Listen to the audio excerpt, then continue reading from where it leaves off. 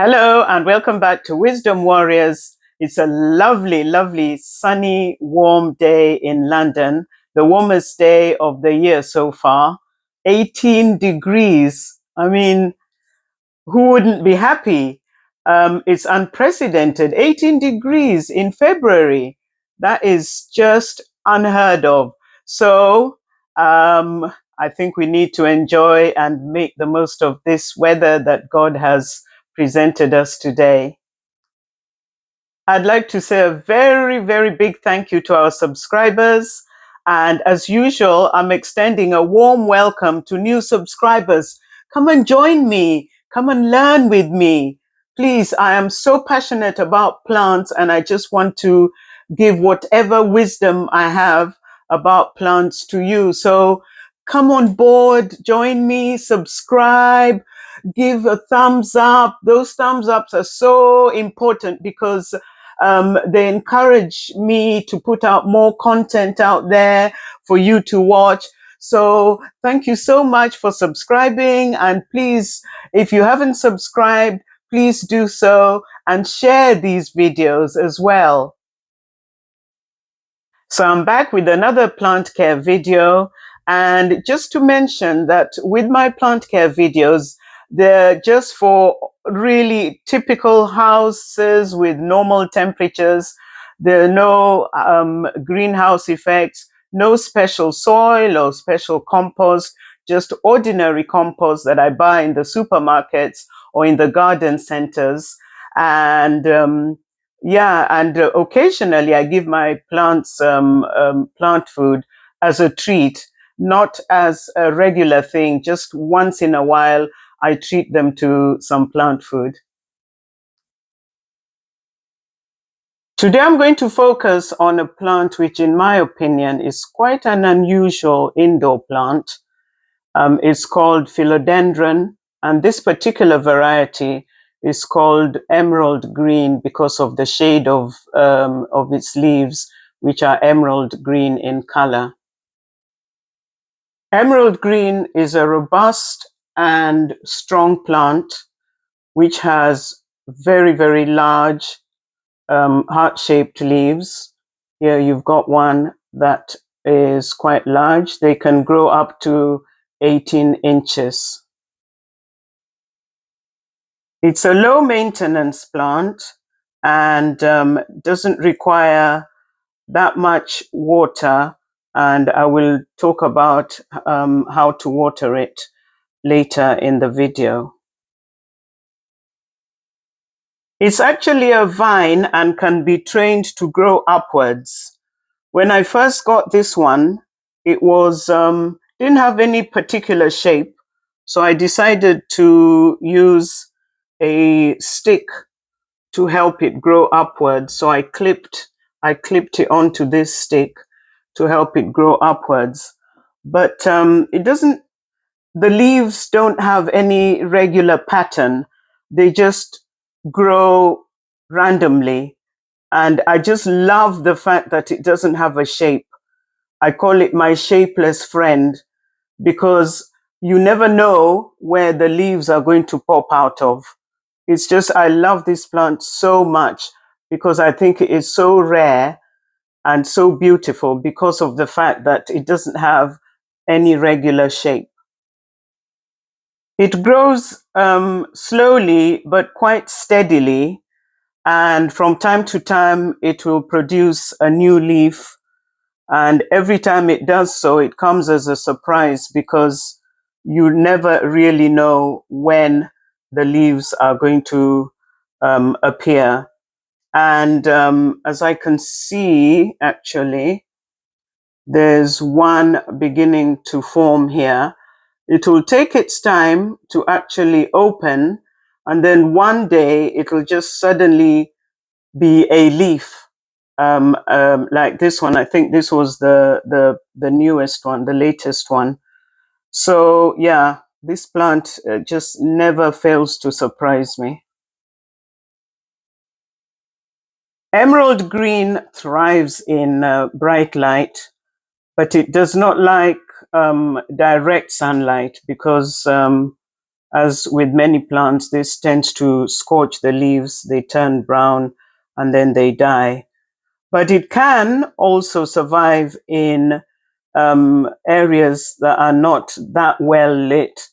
In fact, this one um, lives in an area in my living room where it does get light, but not as much as it is getting right here on this table here.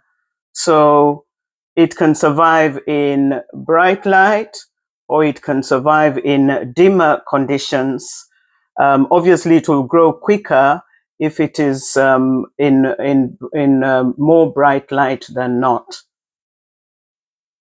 The leaves are smooth and glossy, and from time to time, I do wipe them down with a damp cloth just to maintain that lovely glossy look, and also to keep the dust off, because it doesn't like dust settling on its leaves. Wiping it down also ensures that the plant photosynthesizes more effectively, because the dust can sometimes reduce the efficiency of photosynthesis. Emerald green prefers consistent moisture, but it is not a fan of overwatering. So the watering needs to be done only when the soil is completely dry. You can use a moisture thermometer to gauge whether it needs water or not. Now, this one is pointing to moist, and so it should, because I just watered it last week. It requires more water during the summer and less frequent watering during the winter. And so now this will not require any more water for another couple of weeks, so 2.5 weeks going to 3. But always if you don't have a moisture thermometer, you can use a dry stick, stick it into the soil like that. And if it comes out with soil on it like that, that means that it is moist and doesn't require any watering at that time.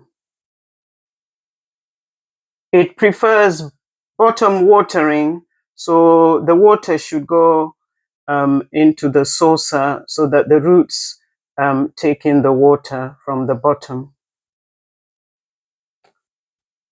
You can also mist the leaves regularly to increase the moisture which it likes.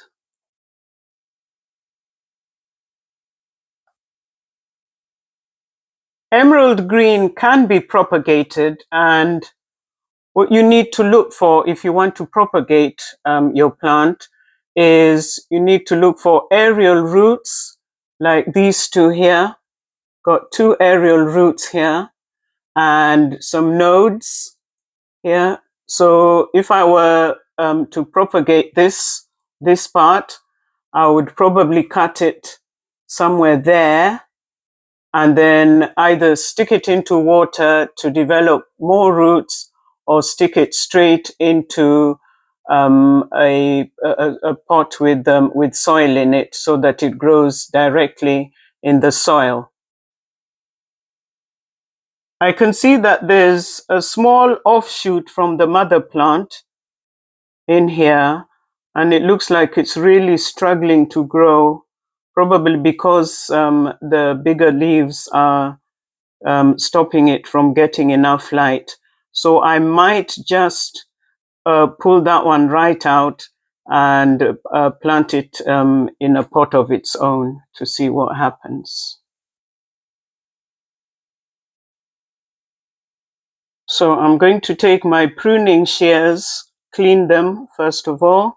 Always make sure whatever tools you're using for when you're propagating, they need to be clean, so that you protect the mother plant and the new plant from infection. So I'm just going to cut it right there. Okay, and see, let's see what we've got. We have got, oh, we do have some aerial roots there. Yeah, we've got some nodes there as well. So this one, I'm going to tidy it up and then put it, I think this one I'll put it in water first to see if it develops any roots before I plant it in soil. Hopefully the remaining stump will also develop on its own again and start producing some leaves. Oh, I can see a tiny little one there as well, starting to grow. So this plant has a long, long way to go. Right, so beautiful, beautiful plant. I can't stop saying that. So the three main care tips for emerald green are good lighting, proper watering, and propagation when necessary. I think if you follow these tips, you should have a lovely, healthy philodendron emerald green like the one I've got here.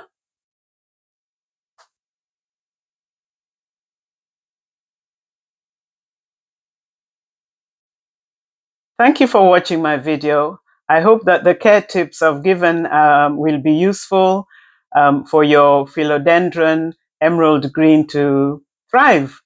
Right, I think I am going to make the most of this weather now and go for a lovely long walk.